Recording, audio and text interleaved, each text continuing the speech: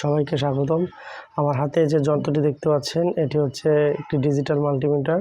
এই ডিজিটাল মাল্টিমিটারের একটি পয়েন্টে লেখা আছে এনসিভি, অর্থাৎ এনসিভির পুরো নাম হলো নার্ভ কন্ডাকশন ভেলোসিটি।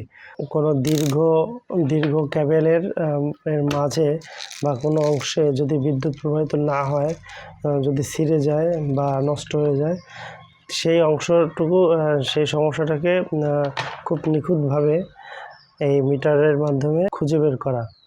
আমরা মনে করতে পারি এই ক্যাবেলটার দৈর্ঘ্য হলো 100 মিটার।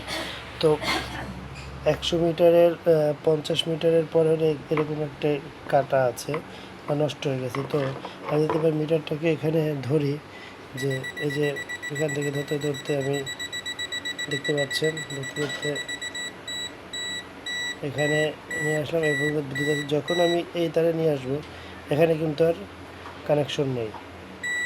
তাহলে দেখুন আবার এখানে কানেকশন পাচ্ছে।